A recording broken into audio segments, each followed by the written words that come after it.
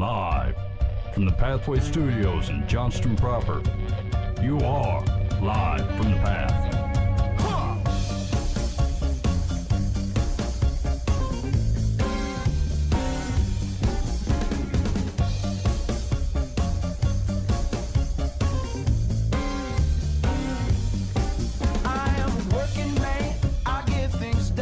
Listening to Live from the Path, coming from the Pathway Studios here in Johnston proper. What did you do? I went to the Renaissance Festival again, and I'm going to tell you what.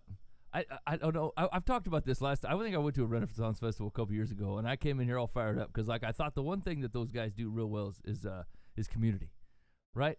And like they buy in to the thing that they're doing, like, I mean, totally, way into it, right?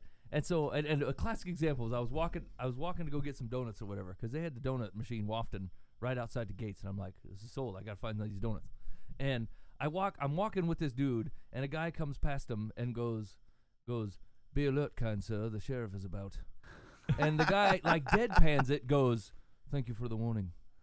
And then they just pat. Nobody cracks a smile. They barely look at each other. They're just like, yeah.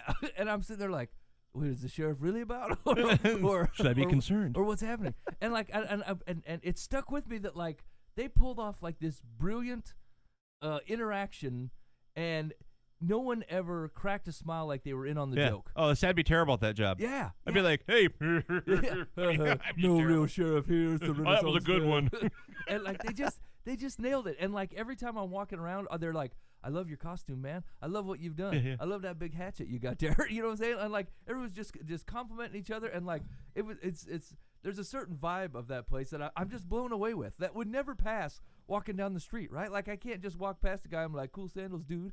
They're like, whatever. Hey, we had one of them in church a couple weeks ago that was dressed like a pirate, and she was going to work at the Renaissance after church. And it didn't work here. She showed up to church as the pirate? As the pirate. That's awesome. I was like, I love your outfit, I think. I didn't know what else to say. It really is crazy. It's funny, like the things that like that you can glean out of different situations, right? Things that like man, there's always a place where I get like super reminded of God's love and the way that it should work and should feel, and the interactions with them. And the Renaissance Fair does that a little bit for me when it comes to how communities should interact with it. Like, there's nobody carrying a grudge. There's literally a wizard and like a 17th century warrior wearing nothing but a loincloth and a funny hat. Ooh. And then some guy that didn't dress up at all but was wearing a shirt that says, "I love poles and giant horses." And and people are like, "Hey man, this is great. I love you. Hey, it's good to see you." And like they're all best friends, and they're like all these different folks, and you're like, it's just kind of a cool vibe to be around. Plus, they do a lot of reenactments of fights, which are fun. And you can eat a turkey leg, and it's cool. Yeah, and no one's coming after you for the turkey leg. And you can buy a cask of root beer. So I mean, that part's cool. Overall, it really is. It's interesting just to get out of something that you would normally. I didn't dress up for this Renaissance Festival. Yeah. I'd feel ridiculous. Yeah. And not because I think that they'd make fun of me, but like I would just make You'd me be self-conscious, And I don't want to show up and feel uncomfortable, so I'm just going to show up as me. And then people would interact with you, and you'd be like, "I don't want you to interact with me." Yeah, exactly. I don't want to draw any attention to myself. I don't want to talk like wizard speak. I'll screw it up or something. Like they're like, "That's not an authentic English accent, sir." I'm like, man, I'm sorry, I'm a phony.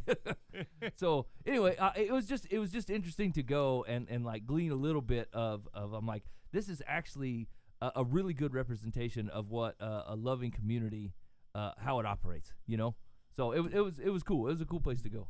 My kids had a lot more fun. What do you like? Is there something? So what do you think are the barriers for Christian community to be that? Like, why is that? Why does it feel so free? Now, let's grant that it's like a weekend or like a series of 8 weekends. Sure. But like, I don't know. I think I've certainly seen, aspects of that. But like, Christian community does seem a little bit more guarded, maybe.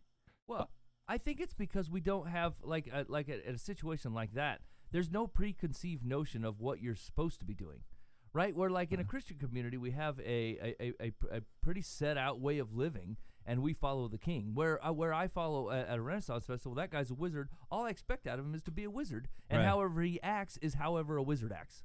You know, like I don't have any standards or of behavior or expectation of pulling any weight. Yeah. Right? Your job is just to be a wizard, and you've nailed it. Congratulations, wizard. Well, and there's something about putting a costume on for a short amount of time that you just play the role too. Yeah. You know, and Christianity is like this is the real deal, and what I do today affects what I do tomorrow, and some of you remember what I did 5 years ago, and it's just not the weekend event. It's extended real life without a real costume. Yeah. I mean, you know, we put on fake masks. Yeah. Everything's happy, everything's good, and you know, we try to teach people to take those masks off. So it's kind of the opposite of the Renaissance. That's true. It'd be real downer at the Renaissance Festival if everybody was crying. Yeah. And super upset. And Hey, I lost my job, but I got these tights. And I tell you what, there were some tight tights on some of these fellas. I'm like, hey man, I don't know, that's got to be uncomfortable. I just feel like a stiff breeze would be like, whoa now. But I don't know. Like I said, it's out of something that I would normally do. Like my kids really enjoy it, and especially my oldest daughter, I think, really likes it. And she brought a bunch of her friends, and they just had a great time, you know, talking about stuff. And you know, I'm used to being kind of stodgy. It's just me. I'm not outwardly very fun, you know. More sarcastic and quick on the speak, but not like, hey, let's you know, let's fun juggle. Yeah. It's just not me, you know. And like and maybe that's a little bit of it too. Is like I'm surrounded by people that are opposite of me, and I tend to really appreciate people that aren't anything like me. You know, like they're outgoing and jovial, and like they tell jokes, and then like, you know, they're just really fun and energetic. And like where I would find it annoying if I had to interact with them, but to just see them in their own element, I'm impressed. You know, I'm like, you're doing this is I'm really impressed by what you're doing. So yeah. I know that was pretty cool. Actually, I was having that conversation with my two oldest. They're not getting along, and they just haven't for a while. And we were kind of like, I think they're just irritated by each other. Here's the thing: their personalities are different. Like they're strikingly different. Like one is more kind of prefers to kind of be by herself. They're kind of a little judgmental, a little harsh on the rest of the world, and looks at kind of her younger sister, and is more so like who's more outgoing and whatever. Like, look at that person trying to draw attention to herself.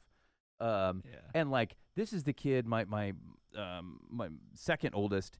Is the type of kid who will just like come up and look, oh, I'm just gonna have a hug right now. I'm like, you know what? I don't like this. Can you get used to? Like, I've had to train myself to be like, yeah, hug, love it. Get it while but you I can. don't. But I don't.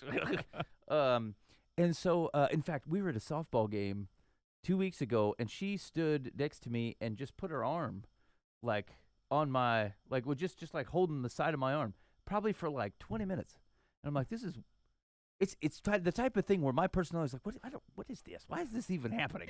But like, she's just that type of person. Yeah. And so, but it was interesting because we were talking today that like, they get really annoyed with each other. And I said, well, just give me some more information about what you get annoyed about. And like, what it basically is that they both are willing to look at each other's personality and basically judge it for all the flaws in it.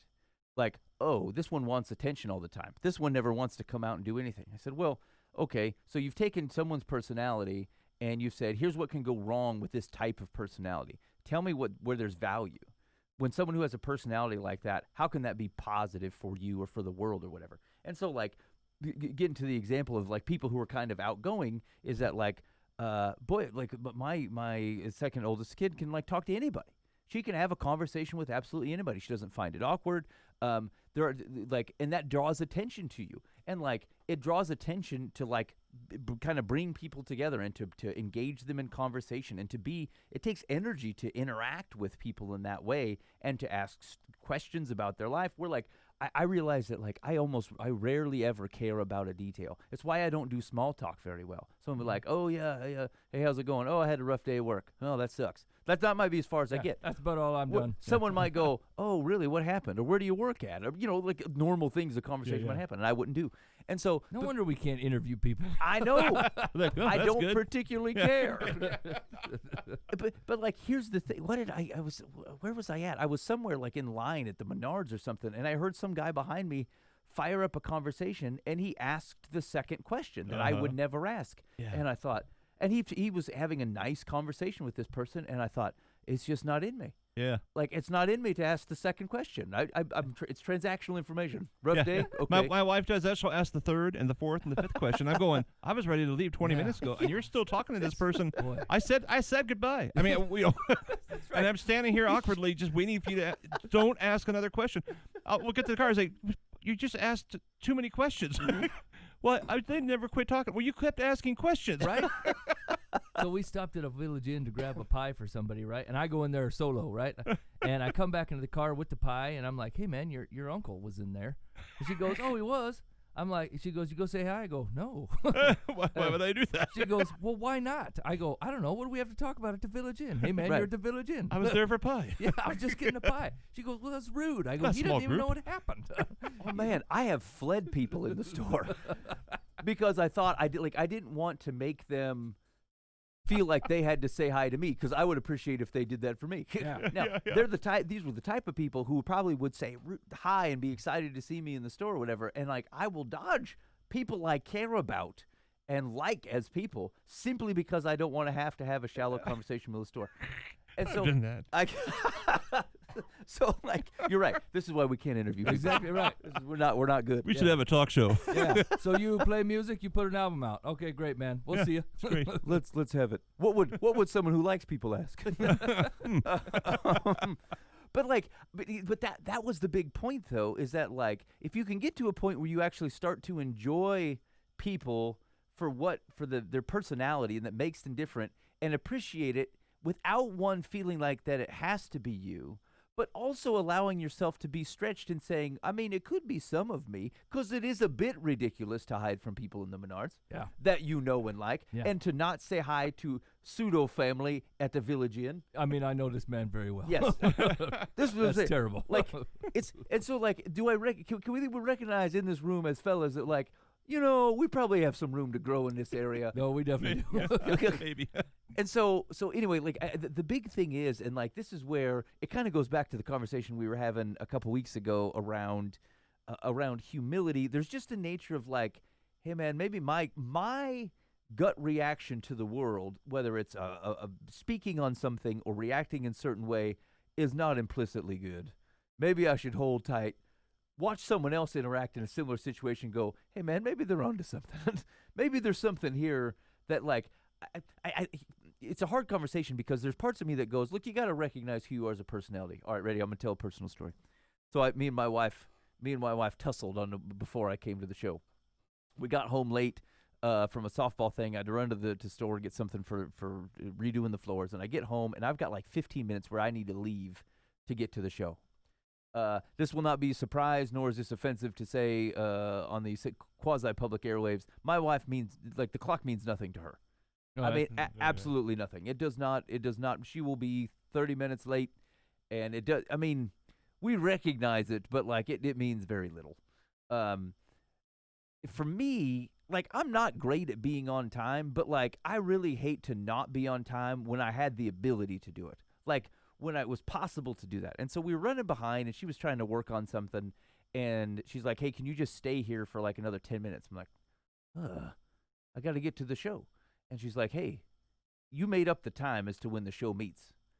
It's not live. What does it matter? I said, well, other people are going to be there. I said, you tell me Mike never shows up late? I'm like, well, I mean, sometimes he does. Hey, why don't you drag me into your domestic She goes, disputes? you know, Dan, was he show up a few minutes before? I just give him a heads up. He'll just wait 15 minutes before leaving 2 minutes from his house. I'm like, I hear what you're saying. I just prefer to be on time. Like, I would like to be there when I said I was going to be there. I don't like to be the guy where it feels like I caused an inconvenience if I can avoid it, right? Even if it's something where, like, it's not like you guys were going to be mad or something. In fact, I sent a message, and you're like, oh, okay, fine. It was not really much of a conversation. But, like, it's in me that to not be there. And I think there were probably other solutions where I probably could have still left. We have 3 other children. They can watch the little one or something. But, like, it's a personality difference. And what I was thinking as I was driving to the show is I thought, here's what I know about my wife's personality is that the clock doesn't mean much to her, and it means something for her to accomplish whatever something she wants. That's what's important to her, even if it impacts the clock.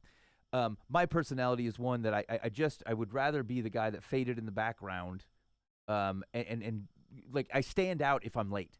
if I showed up late to something, even if the people around me wouldn't care. I prefer not to be the person that was the reason people had to wait. And what I was trying to think through is like how much do you cater to someone's personality?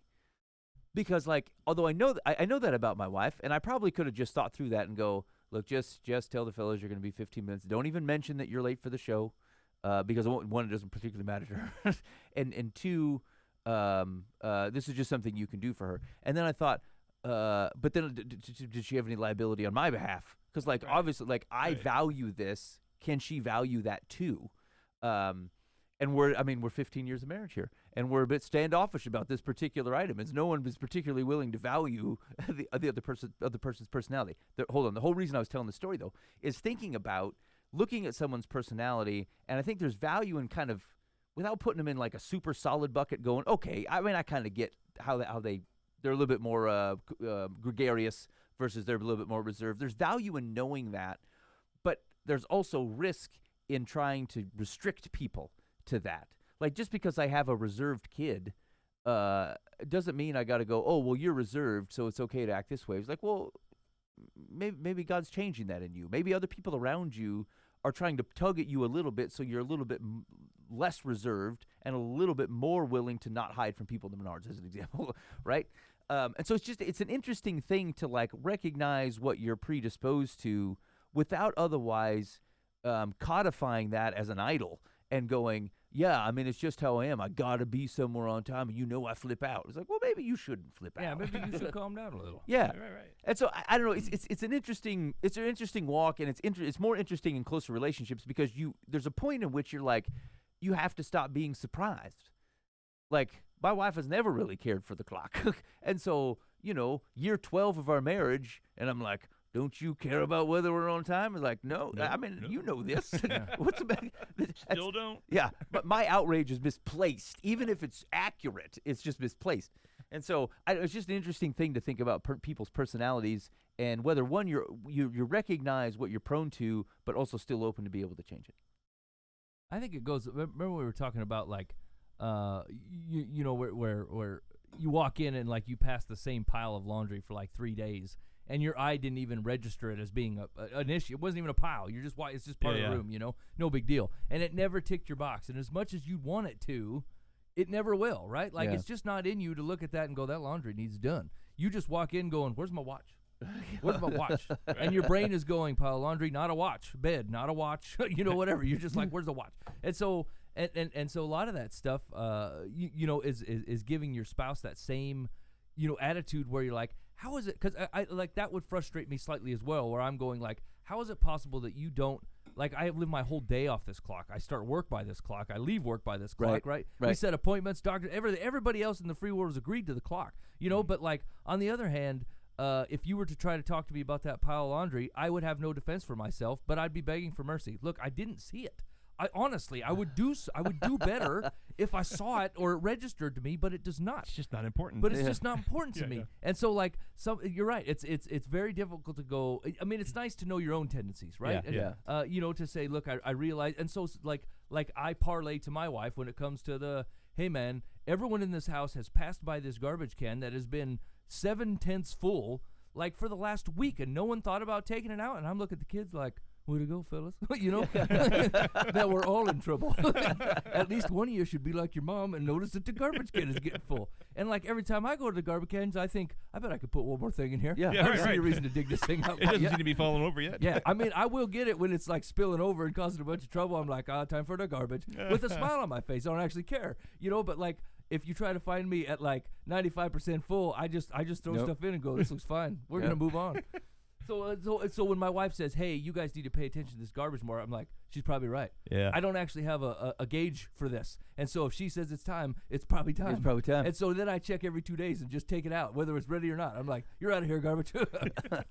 Now that we're living alone and everybody's moved out, I started this habit a few weeks ago where, like, if there's a pile of dirty towels or something, I just throw them down the stairs. It's a split level thing, so I can just walk down the hall, drop it, and it's just out of my sight. And I think, okay, now it's close. I don't have to carry him. It's like, Yeah. I think it's really convenient. But then 2 or 3 days goes by, and they're still laying on the stairs. Like a hobo stacked up there. And so my wife pulls me aside the other day and says, I mean, like, it was really intentional. I was like, hey, I just want you to know that really, I just really don't like that. I mean, I just, I don't know. Someone comes over, they're going to walk over, and there's like underwear on the steps, and I'm like, oh, okay, that's fair. Sometimes I just throw them down and, and I don't know, forget or whatever. And then today, I came home for lunch. I thought, I'm going to save me some money. I grilled a couple of burgers, and I thought, I'm going to throw these towels down. And I threw the towels down, went back to work, totally forgot about it. I'm sitting in the middle of this radio thing I do, and I'm thinking, oh, no. I've done it She again. gets home. I mean, like, she, like, totally pulled me aside and really politely. Yeah. It's like, please Yeah. don't do that. That was intentional. Yeah. That never happens. Right. And I, like, totally did it again. So I pull out my phone and text her, I'm really sorry. Yeah, I've done the same thing. It's okay. Boy, I've sat in that Jerk. seat a lot, Dan, where you're like, I will do better next time. Like, and the I next was trying time to be passes, good. And you're like, I didn't do better. Why am I so bad at this? I'm a dog going to the garbage. And that's the thing is you have to look at your wife and she is so disappointed in you and you're like, I am disappointed in me as well. It I wasn't don't that know big of an why. ask. I can't do better. Like for the 5 minutes we talked about it, I'm like, this is your flagship, Mike. You have got to live and die on this principle that she's taken the time to tell you. And then a day later, you're fouling it up and you're like, what happened, you boob? I'm an idiot. Oh, yeah. This is why like the hyper religious focus on how sinful we are, I think distracts from the very nature of humanity. Like without recognizing that even in the small things of not doing the hobo towel stack at the bottom of the stairs there, like, we just are terrible. We just, like, you can have every intention to handle this right, and then you find yourself doing the exact thing that you didn't intend to do. And the Lord Jesus looks out and goes, Yep. He goes, this is why it's not reasonable to die on the cross every day. I had to do this once, and I just say, look, it counts for perpetuity, because you guys are borderline ridiculous Yes, right. with some of this behavior. And, like, I was listening to some guy talk about his church's focus on kind of human depravity, and there was a phrase that somebody mentioned, and I thought it was a really good one, and it was like, a half truth that's stretched to be a whole truth becomes an untruth, right? And so, like, a hyper focus on one thing that doesn't sit in context of how humans are and how God has reacted to human behavior, it's the type of thing that drives someone to misunderstand how God looks at them when that's the only thing that sits. It's a true thing. It's a true thing that Dan threw the towels after he was not supposed to. That's a true thing, and it's worth focusing on, and it's worth repenting of and turning from and doing the other thing. But if that became the sole focus of the relationship between Dan and his wife for the next 6 months, I think we could all recognize that's not healthy. Yeah. And it's not a proper representation of of Dan's heart for things. This is why Jesus doesn't require you to do anything specifically to otherwise earn your way into heaven. It's because, again, this type of behavior. Our good intentions. He goes, look, you need to. Luke's telling of Jesus' gospel has Jesus reiterating kind of multiple times that, look, the way to the kingdom is is saying, I know I need you. It's humbling yourself and saying, I need you, and I submit to you as king. The qualifications around there aren't anything that says, I will do this perfectly, or you will come down and beat me up. Like, it's not any of that. And so, like, the value of saying, I know I need you, I mean, there's a humility to that, and you do need to recognize your own depravity. Like at the extent that Dan comes up with the idea to put the towels down there, and his wife goes, hey, this is not a good idea. You're like, I know I need you. I know I need you to tell me when I've come up with the wrong thing and gone off the path. I appreciate this because you've set me on the right one. And so, anyway, it was just interesting on how sometimes that becomes a hyper focus of, and there's certain a lot of Reform thought is bent on this because they want you to see the value of the transaction that Jesus has executed, as opposed to the relationship that he's initiated and made possible through this action, of which there is context to your base nature in doing things the wrong way, but it has to sit within the context of how God goes, yes, I know you're like that. That's why I've made a path. I've made a way for us to still have a relationship because I love you. Just like you would make a way to otherwise try to resolve any type of relationship issues of which people were handling themselves wrong, and you're trying to rectify and bring everything back into right relationship. It seems like a tough dichotomy though, right? Because like from the offended's point of view, you could say the story as in like, man, I meant to do this. Like it's Paul, right? Why do I continue to do the things that I don't want to do? Yeah. But the truth is like, I don't accidentally cheat on my wife. I don't accidentally steal something from the store, and so like, from their point of view and from a logic point of view, I would look at it and go, look, I can tell the things that mean something to you because you don't accidentally screw them up. Where now when it comes to the laundry or the hobo pile or your timeliness, then I would say, maybe you want it to mean something to you, but deep down it doesn't. And that's a problem because it means something to me. And so is there a line to be able to look at this thing and go, because I to be fair, even when not interacting with another human, I will let my own self down, right? Like I will intend to do X, and then I will do it on any grand scale Bible reading you've ever thought you were going to do. I'm going to get up every morning and I'm going to read a chapter of Romans, you say to yourself, and yourself is all fired up Sunday night at 9:30 before you hit the bed. You're like, I'm going to do it. This will be the week of the Romans. I'm going to walk the Romans road. Mike is the Christian. And then the alarm goes off at 5:45 and you go, nah, man, I ain't getting up. Romans ain't even in your head right now. Right. And then here comes 7:15 and you're like, time to get it. Oh, man, I failed to Romans already. It was day one. Why am I such a bad human, And so, like, to be fair, it happens to yourself. You just don't beat yourself up over it. You're just like, well, whatever, I know me. I was bound to do something like this. Yeah. So, once again, though, in actuality, is it because you give more weight to certain things, and therefore are you guilty of ignoring said party or your own best interests? Or is it, what is it? What is it that causes that? This is difficult because like a lot of that stuff is like just flat out. Well, actually, let me relate it to the conversation I was having with kids. It's like one of the things that I think frustrates my wife and I about these about talking to our kids about this is that like I don't like behavior modification, right? Like I want heart transformation. And like what it feels like I'm trying to do with those two older ones is like, look, you just need to be kind. You need to use kind words. You need to blah, blah, blah. And it feels just like straight up behavior modification with the core worry in the back of your mind. Like, do my kids just not like each other? Like flat out. Mm-hmm. Do they not? In fact, my wife asked them today, look, can you just just say it if this is the case? Because then we can at least start from a different premise. But like both of them would insist. And maybe because they think it's the right answer. But like, I also think it's probably true. Like, we do actually like each other. And they say, okay, well, then your notion of saying, I like this person, I love this person, and how I treat them don't actually align. And as I was having that conversation with him, I gave the example of like a husband and wife, and I thought, I'm a better husband now than I was 15 years ago. I'm a less selfish husband than I was. My wife is changed over time as well. Like, we are a better married couple than we used to be. Because, not just because the heart stuff is magically transformed, but because we say the words, hey, we love each other, and then we can recognize where we're falling short of that. Where, like, we've behaved in such a way that goes, people who say they love each other probably don't do that. That probably doesn't align. And I'm going to have to be very intentional about changing that. And I think we run the risk of making it too idealistic on making it sound like, hey, if I just really love her in my mind or love Jesus in my mind, all of a sudden things are going to just alter. I'll notice the trash. That's right. That's right. Because here's the thing. I love my wife more than anybody else on this planet. And I don't get the trash thing right all the time.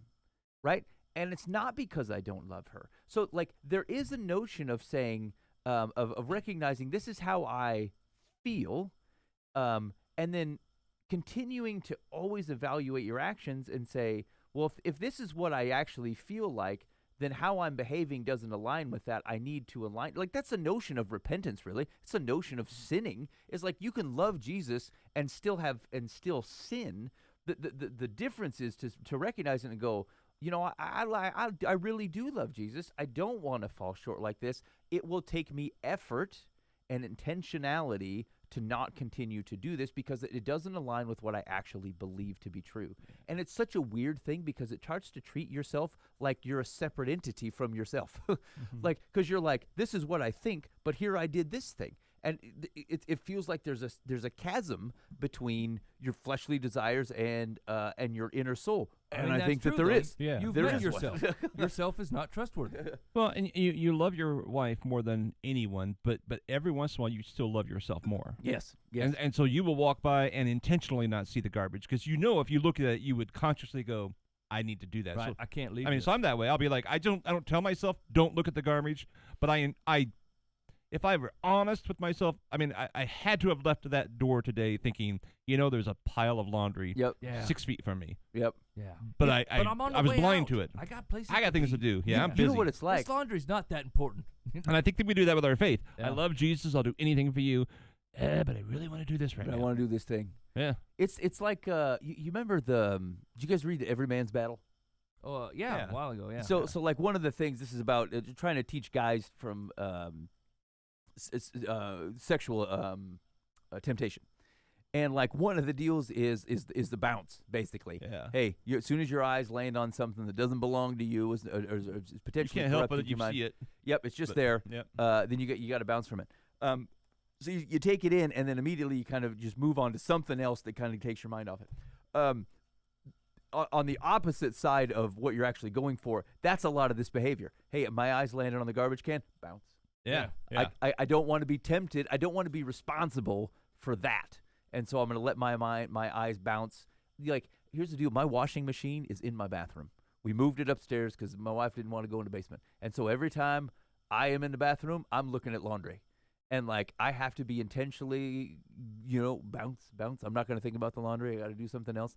And, like, that's the thing. I allow my eyes to bounce on things of which my wife would come in and her eyes are right on it and going, oh, shoot, I'm going to do that. Better I'm do going to get something onto about that. this. Yeah. Yeah. Or Ben should have done that. What? He let his eyes bounce. He did not let it tempt him. And, like, there's some of these things where, like, you're bouncing to avoid temptation. Maybe you should hop all in on the temptation of taking out the garbage. Or, if, like, and we're talking about, like, somewhat shallow things here, but, like, you think about the Bible reading. I knew. So my wife gets up at, like, I don't know, 6:30, 6:45. Sets an alarm, gets up every morning because, like, the kids are hoodlums. You can't get anything done. And that's when she does her Bible reading. She's up reading her Bible. And, like, she does it outside. She loves the outdoors. God speaks to her outside.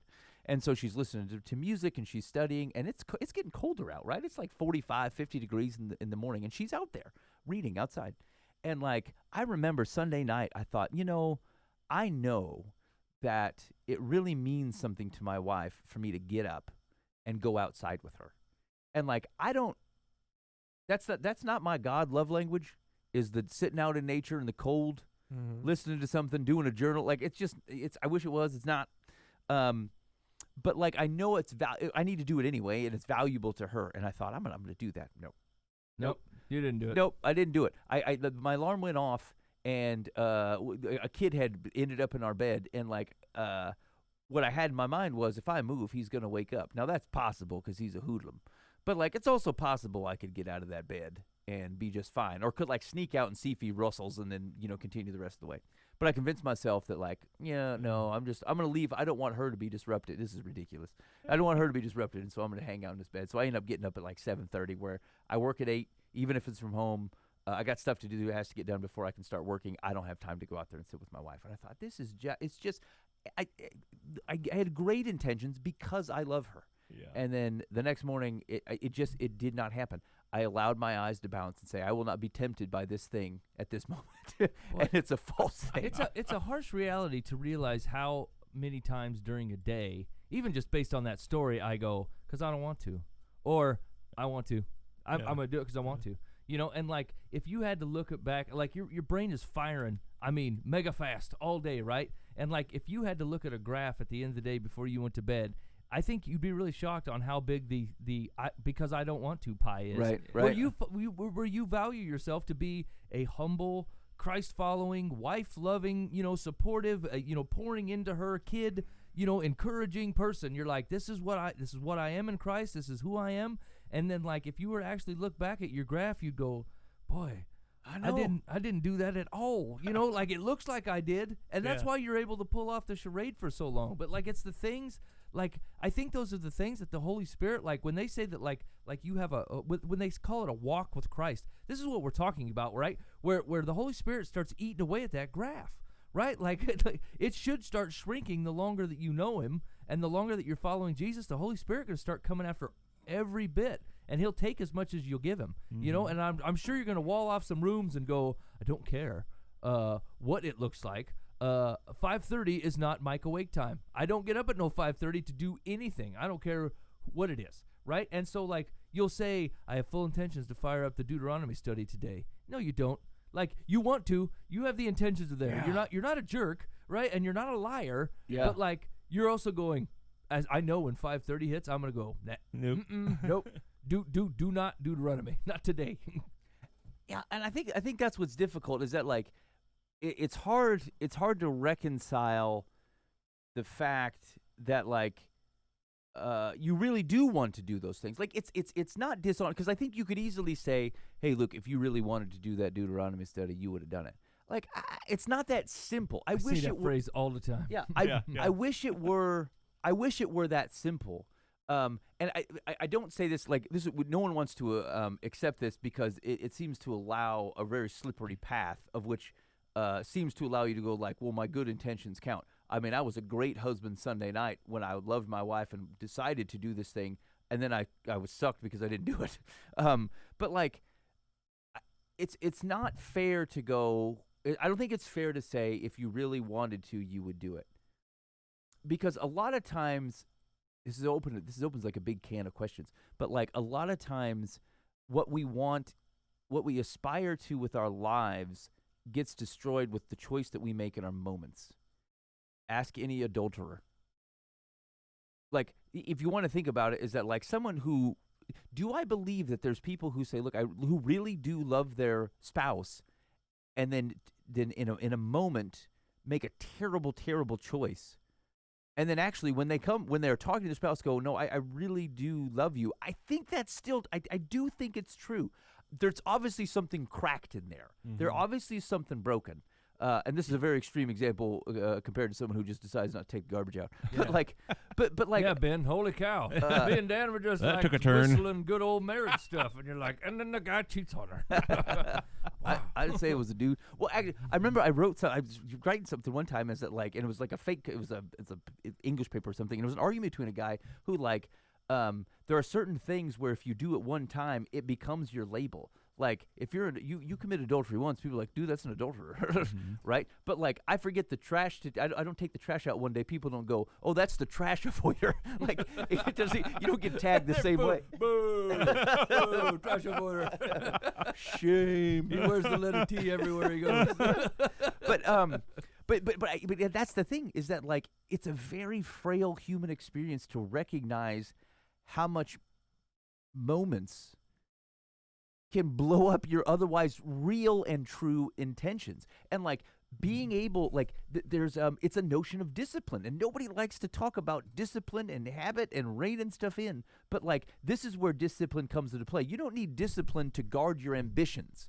You need discipline to guard your seconds and your moments of which you decide to act outside of your ambitions because you're tired, or because you're lonely, or because you're hungry, or whatever it is that your predilection, or because you're lazy, or just selfish, right? Because every time, everything that's blown up, like of the not done the thing that I wanted to do, I didn't lose it because I didn't want to do it anymore.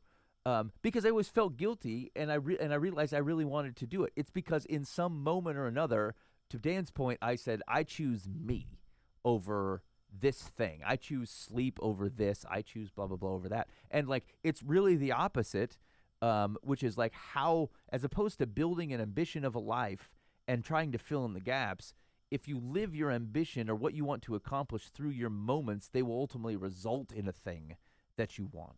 Okay, now I have a follow-up question, because Okay. now this is starting to perturb me. Do you feel, now this is between us fellas, do you Yep. feel that ladies struggle with this same thing? Don't be You a have to, but maybe not to the extent. well. So this is what I'm getting at. Right? I think men are daft. Well, here's the thing, because I know, like, if I'm trying to look at this as humanity, I go, okay, I think that women probably struggle with this in some aspect or another, right? But I know if I were going to compare, like, say, my wife's boobery to mine, right? Mine is like 10 times that, and a mariachi band come out every time I do something wrong. Like, I mean, it's every day where I am awestruck at my own lack of ability to even do what I thought I was going to do or do it well, or even take in a thought that was agreed upon by everybody in the house, and I'm walking around like, oh, really? This is new, man. And here comes the mariachi band that Mike's a dummy again. You know? And I'm like, I never catch my wife in this. Right? Very rarely. They just tend to be more mature than us. I mean, it's so embarrassing to be me on a daily basis. I guess what I'm saying. Like, because there's nothing more, it's what gives me compassion for people that struggle with, like, addictions. You know, or behavior tendencies, you know, where I'm like, you know, it's a different version of the same problem, where they're like, man, I was doing so good, and then smack, I fell off the wagon, I made this one big mistake, and where normally I'd be like, hey man, you know, you cannot make that mistake, and then here comes Mike, he forgot to do something completely stupid that he would have intended to do, his character to do, and then it didn't happen, and then you go, I mean, how can I ever expect someone to give up black tar heroin when I can't take the garbage out on a 2-week interval? You know what I'm saying? It seems unfair for me to hold the heroin guy to a standard, and I get to drop my responsibilities willy-nilly. Yeah, I mean, heroin at least has a lack or a latch on someone's body. Like, their chemistry is at least changed to go, hey, my body actually wants heroin. You, on the other hand, don't even have that going for you. You're not addicted to the opioids or to the what's releases in your body when you take endorphin? No. Yeah. Is it endorphins? Yeah, you don't get endorphins by not taking out the garbage. Right. Your brain doesn't go, "Whew, dodge that bullet." I don't even look at it.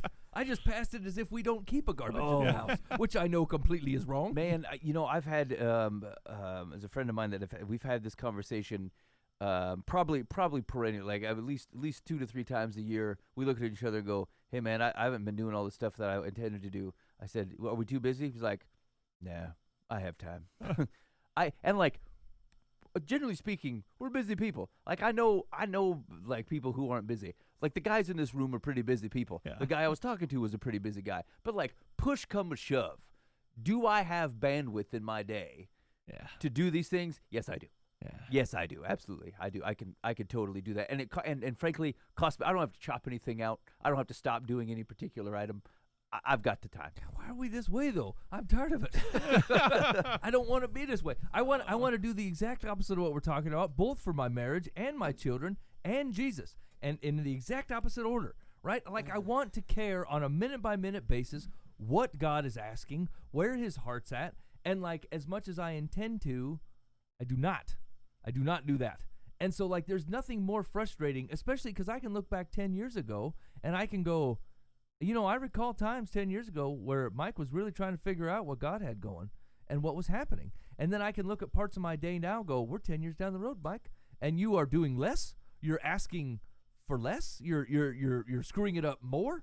Right? This is what is happening here, you know, like, and the perspectives. I'm remembering, like, the grand, mountaintop moment from, say, 10 years ago, and then casting it as the whole year. Right. And so, like, it's foolish. I know better, you know, but still, at the end of the day, you know, like, it's so silly that, like, the laundry or the garbage or the not cleaning up something, you know, like, this is a sticking point, but it's a big deal to me because it reveals deeper truths as far as I'm concerned, right? I'm like, if I can't remember this, how am I possibly supposed to be able to help in something that's big? Now, I think though, this goes back to something else you were talking about, which is as you walk with Christ, it becomes more and more clear to you where you're dropping the ball, right? Like, there's a revelation. The sanctification part is more of a continuous falling of scales from your eyes.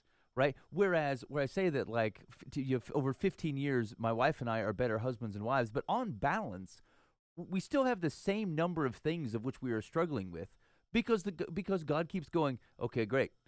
As a refinement, now I need you to see this part. And you're like, oh, man, shoot. Right? So, like, And I think that's largely true. I think that will continue to happen. Like, things will be different. I'm not struggling with the same bucket of stuff I was, but the themes are kind of the same. And Jesus goes, hey, man, this thing that you thought you had got solved, I just need you to see over here that it continues to express itself in this way. And you're like, dang. Yeah.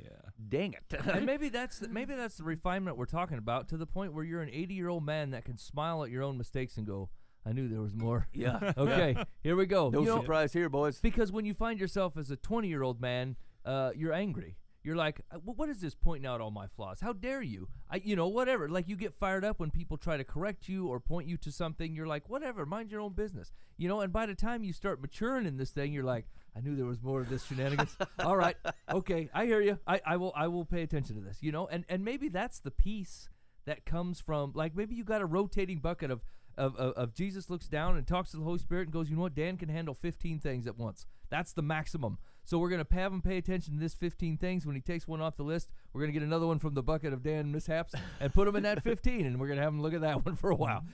And like, that is, there should be a smile of refinement where you go, man, I'm so glad that I've been at least offered to know that I'm a boob here.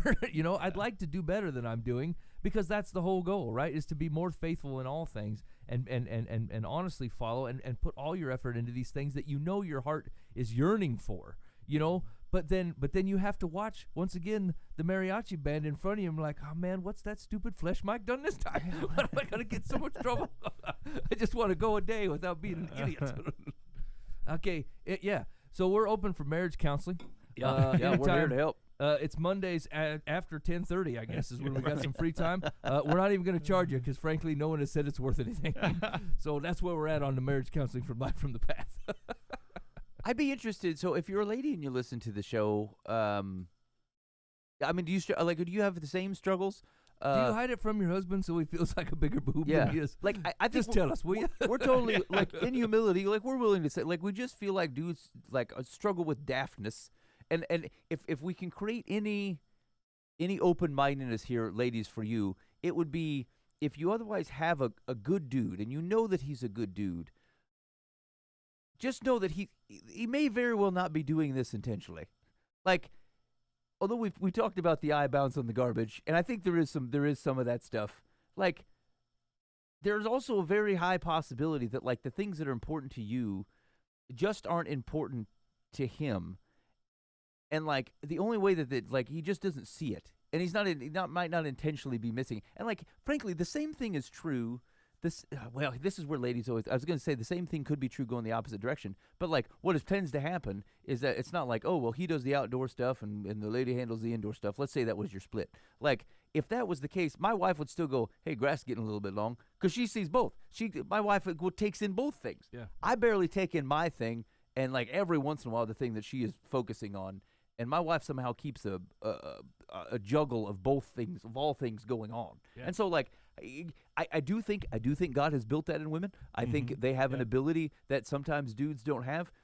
There is a daftness to dudes and a singular focus that allows guys to be effective in things like war and being out in their field harvesting at 11:30 and grilling meat and staring at it while it sizzles and going, look at that.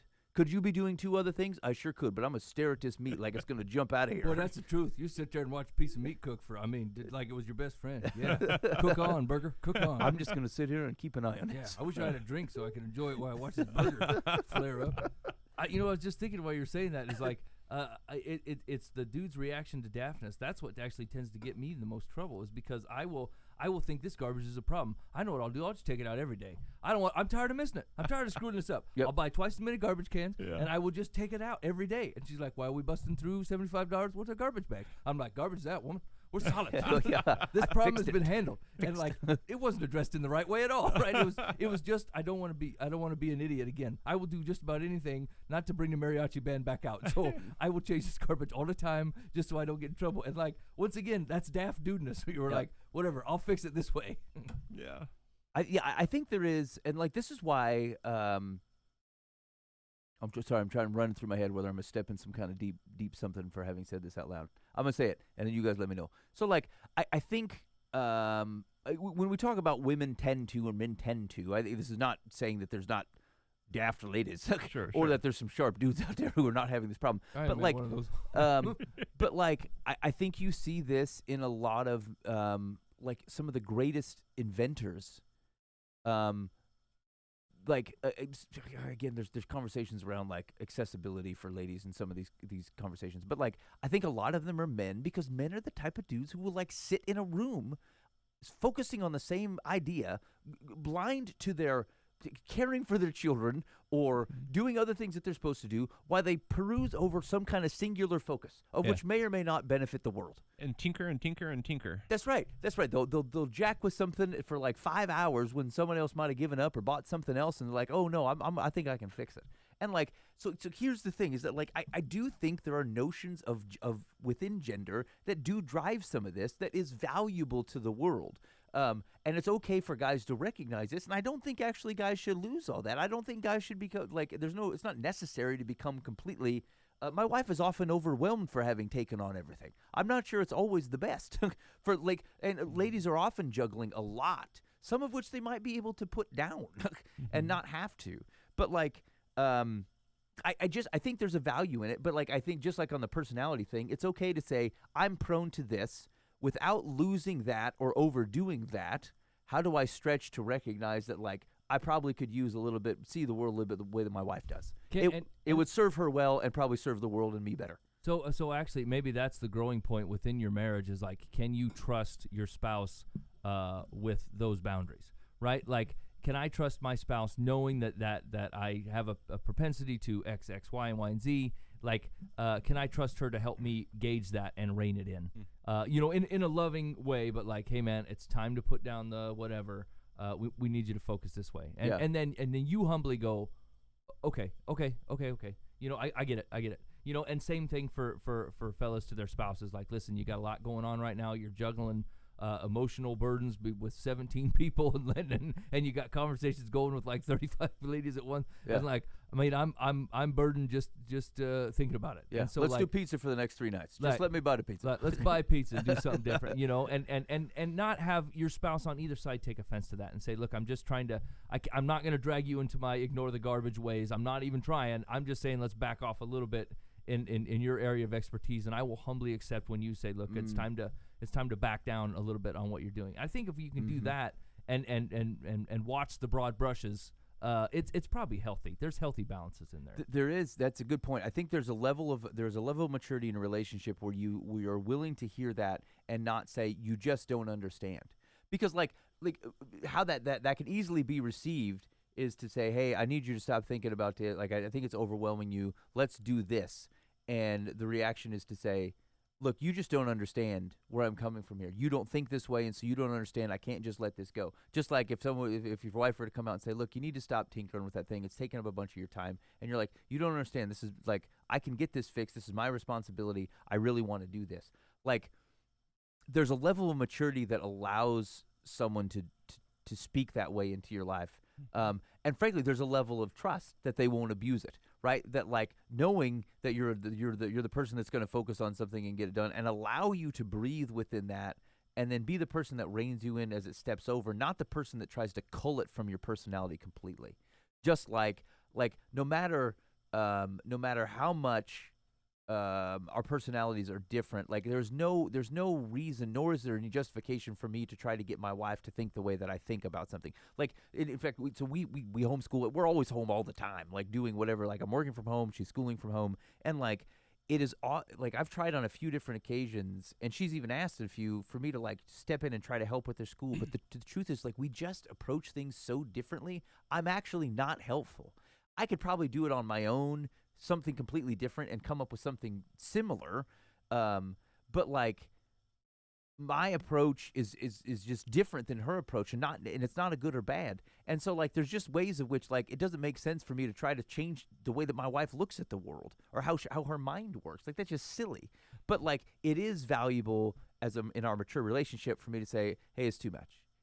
I know you're dealing with it, and not like it's too much, but like, hey, you're dealing with a lot. I know you're trying to carry all this. Let me help relieve this part of the burden, even in a way that you may not like. You don't want to do pizza 3 nights. I'm saying we're in for pizza 3 nights. That's what we're doing, and like, there is a level of maturity in a relationship to get to a point that allows you to accept that without going, you just don't understand me. Mm-hmm. Because here's the deal. They might not.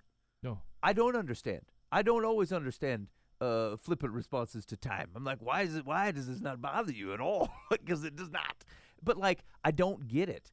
But it's not necessary that I get it. We have this as a humanity, and this has been like coming more and more predominant. You don't know what it's like to be me. Correct. Right. And you know what? That's an unresolvable situation. I will never. Yeah. So here's the deal. Unless we were just trying to get to a final point of separation between everybody that goes, you don't know what it's like to be me. Like, that's the only thing that phrase in particular does. It basically gives you permission to dismiss something that someone is saying to you without evaluating whether it's true. It doesn't matter whether the question is it true? Not whether I know what it's like to be you. It's whether is it accurate or not, and then go from there. In fact, I this is one of the things I said to my kids is like, I think they were upset because they said, well, you're kind of being hypocritical. You're asking us to do things that you don't always get right. I said, baby, I'm a pastor. That's my whole job. My whole job is to point people to real and true things that I often don't get correct. I'm sorry. I'm the king of them. And so, but like, I know you don't like that, but like, the question isn't whether the true thing came from a hypocrite. The question is whether it was true or not. Let's start there. And then you can have your own separate conversation as to whether the person's a hypocrite. But like, if it was true, does it matter that it came from a person of ill repute? It doesn't really. Right. And this is your spouse we're talking about. They're not likely to be a person of ill repute. All right, hey, you're listening to Live from the Path. Thanks for hanging out for Late Night Marriage Counseling 101, of which all the dudes are daft. And it sounds like all the ladies are consumed by almost everything, including the daftness of their husbands. Yeah, that's a burden. Yep. We're going to try to do better, but it doesn't sound like we have a clear path. It's always cloudy at the Live from the Path airport. Two real quick things. One, you'll be getting this at probably around the same time as you get this show that you're listening to now. We did an interview last week with Eddie Andrews. He's running to represent the Johnston. I don't know what district it is. Dan, what's the district? It doesn't matter. Johnston, Grimes, Urbandale, and Jefferson Township. Yeah, that sounds right. So anyway, just if you live in that area here in Iowa, you just check out that interview with Eddie. Here's the deal. I'm not sure whether our fine interview skills are on tap. I wasn't here for that, so. Oh, no. No, you can be guaranteed that the Mike and Dan show ran a smooth and cutting-edge interview. CNN's been after us ever since. I've been trying to pick it up. Okay. So, but anyway, check it out. And listen, Eddie, you can find more about him on EddieForIowa.com. That's Eddie4Iowa.com. Here's the deal. I'm going to tell you this. I wasn't at the interview, but I did kind of prep for it. I don't love his website. I'd go to his Facebook page. He's a lot more engaging out there. He also is knocking door to door. And so if you live in the area, heads up, he might be coming by your place. You've probably seen him. Yeah. So anyway, just check that out. Secondly, this week, Amazon added podcasts to their music app. Yeah. And Live from the Path is out there. So if you use the Amazon app, you can just go to Alexa and say, hey, Alexa, play me the Live from the Path podcast, and it'll fire up the last episode. Or you can also subscribe to it through the Amazon app. And it occurs to me that, like, I wonder if anybody listened to this out loud. If you're already listening to the Live from the Path podcast on Alexa, and they just heard you say, Alexa, play the Live from the Path podcast, will Alexa stop and then change it again? Yeah. We should fill some parts of the episode. Every 10 minutes or so, someone should just go, hey, Alexa, and then throw off everybody's home time. Okay, here's the deal. I'm going to apologize, but I'm going to do this for you. Just give me the next 15 seconds. Hey, Alexa, set an alarm for 5:30 a.m. max volume. Hey, Alexa, set an alarm for 5:35 a.m. max volume. Hey, Alexa, set an alarm for 5:40 a.m. max volume. Hey, Alexa, set an alarm for 5:45 a.m. max volume. Okay. That's outstanding. He does it at my house every time he leaves.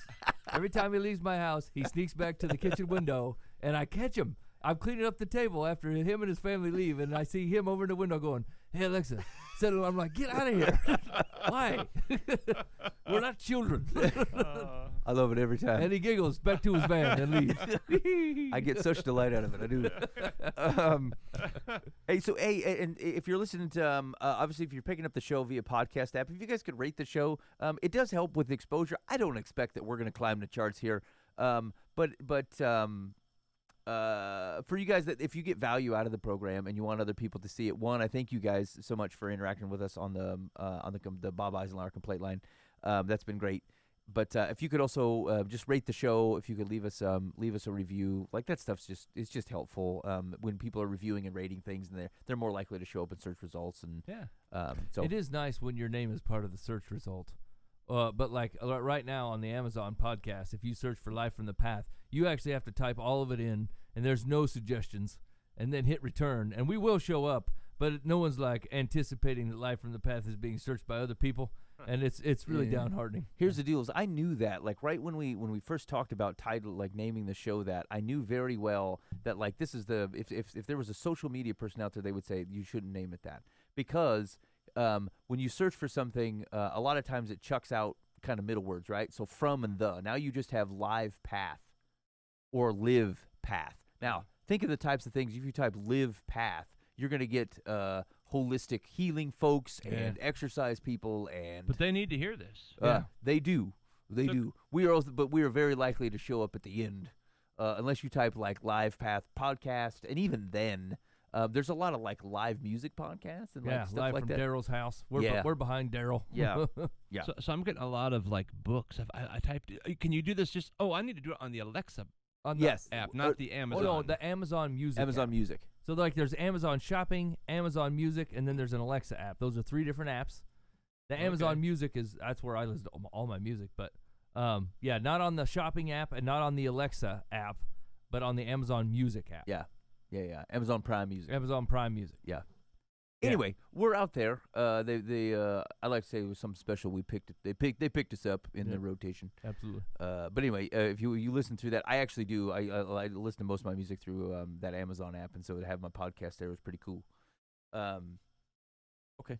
Anyway, those are my two heads up. Mike, we got some. Let's deal with some advice. We're on fire tonight. Here we go. Ready? Advice time. Dear, Live from the Path. My hairdresser, former neighbor, and friend recommended her unemployed brother to do some minor repairs to my house. I love it. That's just one person. At the beginning, I thought there was that. Say that list again. My hairdresser, former neighbor, and friend recommended her unemployed brother to do some minor repairs to my home. Okay. I thought it was 3 different people all recommended this guy. It's just the same guy. Everybody likes this guy. Okay. He and his sister were trying to push me into a relationship. I am a widow with no children. I have no mortgages, car notes, etc. I'm not wealthy, but I'm well set. My hairdresser recently mentioned that her brother was using crack cocaine again. Nice. I'm furious that she didn't disclose her brother's addiction sooner. Should I let it go or confront her about this? I really don't want to lose my hairdresser. That took a weird turn at the end. I need you to realize what's at stake here. I don't want to lose my hairdresser. I mean, are you dating the guy? I'm confused. Him and his sister, like, just to clarify, I'm going to give what I think happened, and then I'm going to tell you what I heard. Mm-hmm. Well, actually, what I heard was him and his sister were looking to pursue a relationship with this woman. No. Like, both of them may have wanted to date her. No. But it sounds like maybe the sister was trying to encourage her to date the brother. Yes, and the her brother up with. Okay. And the brother was also interested. Yes. Yes. But he also does drugs. Yeah. Here's it's hard shifting through these details. She's a widow. Yep. So her husband has passed, and she's financially okay. Not great, not terrible. Just she's Probably hitting better the than a crackhead though. Yeah. But she never says actually that she started to date the guy. She just seems mad to now find out that her brother is using the crack cocaine. Yeah. And so, and I'm guessing by the fact that you call it crack cocaine, that you're at least 60 or 70. Yeah. I'm furious that she didn't disclose her brother's addiction sooner. When's the right time? While you're getting your hair did? Yeah, I mean, so I'd like you to date my brother. He's a crackhead.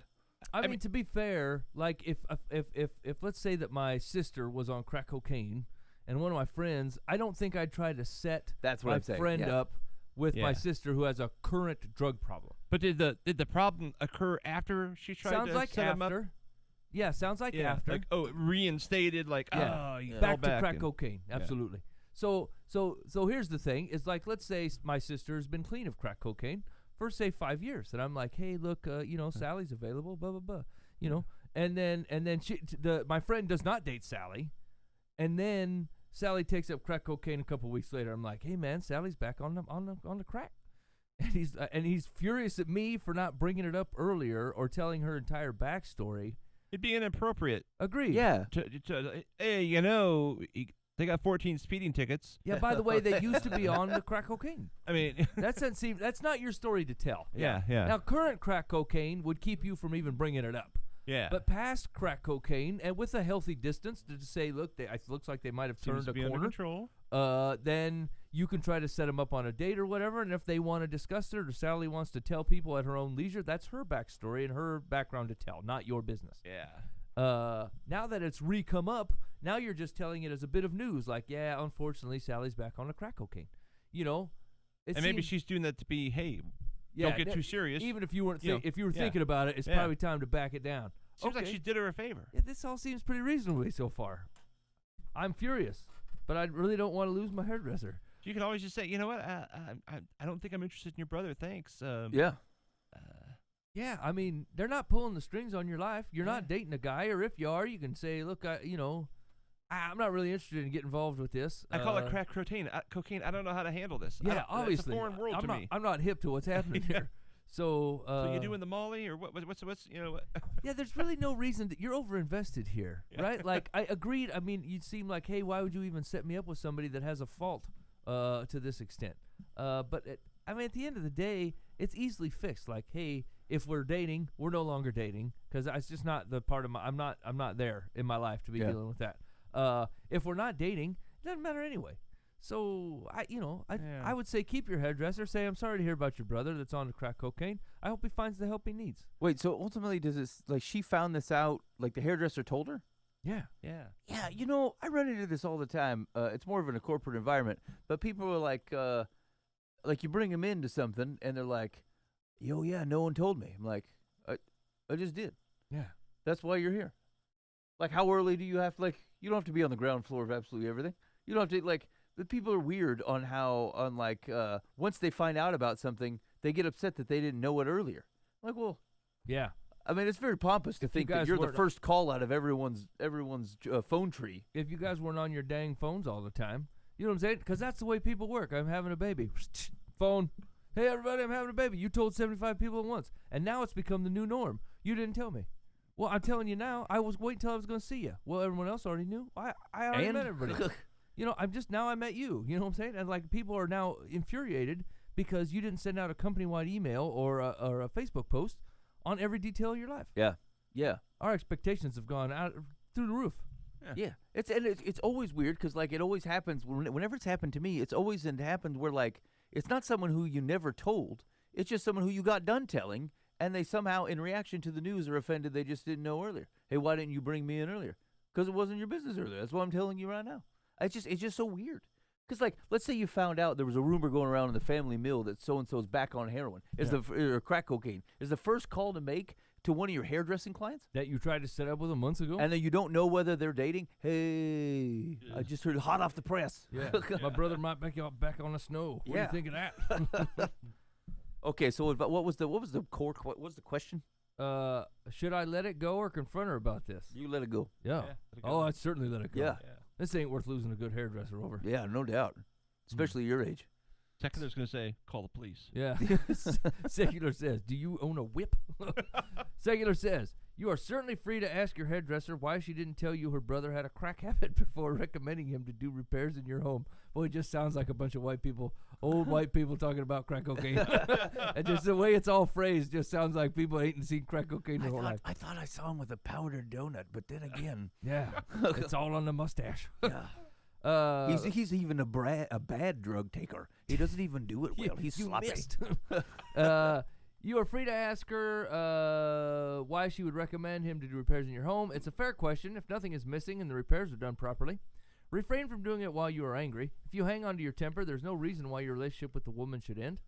As to a relationship with her brother, no law says you must have one with him. You don't have to be confrontational, but be less available. As you spend more time with other people, he will get the message. Okay. What? There's a difference between not being confrontational and then being Ghost a jerk. Yeah. I'm just less available now, like ever. I'd like to take you to prom. Well, I'm going to go to Taco John's. Yeah. We'll see what happens next. Like, that's so weird. That's super passive aggressive. You know, like once again, you don't have to call him a jerk and a crack addict and then break with him, but you can just say, "Hey, man, this just ain't working out. I'm Splitsville." Okay, know? hold on. Well, why not? Huh? I thought things were going well. I thought we had a real shot at something. Nah, you're wrong about that. It's time for me to go. It's just not what I'm into right What now. What can I do? Well, I really like you. What can I do? Well, to I feel change like this? I've said my piece, and that's probably all the more we're going to talk about this. Well, you're a stubborn winch. I'm glad to be rid of you. I get along well with Hey. my dead husband. You could try that. That sounds good. I just won. You left, and you're mad at me. That's great. That's how you want to break up with people. I'm going back to the alley where I got friends. Yeah, I'm going back to the cocaine. You're right. That worked out perfectly. Okay. Yeah, that was excellent. Okay, last one. Ready? Oh, short. Yep. Dear Live from the Path. Last year, relatives said they would attend a party we were hosting. Mm-hmm. They didn't come, and we never received any reason why. We had to pay for their dinners. We may see them at an upcoming social event. How should we greet them? Hey, how's it going? Hey, man, what's happening? Good to see you. Yeah, you all right? Nice toupee. Like whatever. Yeah. Whatever seems appropriate. How long a drive was it?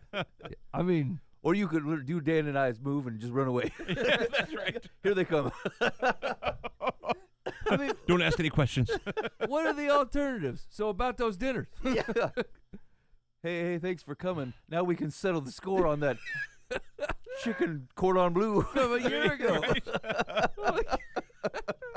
Last year, they say. Last year this happened. This was written in September. This happened more than 9 months ago, and you gonna rail him? And frankly, how good of friends are you with him anyway? You ain't talked to him in 9 months to say, "Hey man, is everything okay?" Right? If I invited I didn't see Dan ya. to my house for dinner and he didn't show up, I'd call within half hour. "Hey man, Hey. everything cool? You need a ride, or is your car broke down, or what's? Oh no, this came up. No problem. I'll eat the cost of the dinner." Yeah. Or I'll send you a bill. Yeah, I mean, Like if it was a one-on-one dinner, you'd call right away. Yeah. If it was like a soiree, you might follow up after a week ago and say, "Hey, just calling to see you. I see you guys didn't make it. How are things going?" Yeah. 9 months though, you're a bad friend. yeah, you don't Depends care on- anyway. Really depends on the party. Like if it's like, our daughter got married. I don't know who came and who didn't. Oh, right, yeah. You pay for that stuff anyway. You just eat it. You just know that's the game. Right. You have a caterer. They want to need a number. They give you a bill. You gave pay them it. one, so they Whoever leave you comes alone comes. and I mean, whatever. you just don't. Right. Certainly, a bunch of people RSVP'd, Yeah. and some of those people didn't come. And they usually throw some extras on there just in case. Yeah. Right. The caterer does. And then you eat pork loin at your place for 2 months after Yeah, the it's wedding. like, Gotta hey, get rid of this stuff. Everybody's happy. Yeah. Yeah, I don't know what the problem is. That's the question. How do we greet them? Just regular. Hey, Yeah. hello. You could use their first name if you remember it. I would suggest that the very nature of you asking this question means that you should probably have someone else greet them. Actually, they probably don't want to be your friend. You seem to be conniving and long holding on grudges. Maybe they're not coming anyway. Yeah, you're the drip, drip, drip. Okay, let's see what Secular says. This is going to be grand. Secular says, what your relatives did was rude and inconsiderate. Oh, mercy. Yeah, or regular, you know. Could be. Could it? I'm not getting the impression. It's a party. It's probably not a party just for them. So like, Right. I'm. Yeah, right. If it Rude was like their seems like wedding reception, they didn't even show up. Well, that's something. Rude and inconsiderate seems like an overstep. Not calling or like them following up within a week said, "Sorry, we couldn't make it." I mean, there's grounds for saying you could have been a better friend. But I mean, there's no reason to over amplify this thing. Honestly, it depends on the party. What kind? We need to know what kind We of need party. way it more is. details here, right? Yeah, Like, yeah. Okay, let me give me an example. What kind of party would it have to be for that to be rude and inconsiderate? Kid's birthday, and you're the aunt and uncle. You said you were going to make it. You told the kids you were going to make it. And you had to buy it. You catered in dinner. Maybe you're It's revealing you're an fancy. Amway salesperson, and you got your eight closest couple friends, and one didn't come. Do you feel like they're using the word relative because it's like a third cousin or something? Because wouldn't you say like my brothers, my uncles, or my cousins, even my aunt, my grandma? You know, why would you go my relative? That sounds like it's either the in-laws or like a way out there relative. Something's weird about this story. This is my relative Steve. Nobody introduces people like that. Think of it this way. Any party of which it would be super offensive to not come is the same type of party where you're unlikely to have catered it in.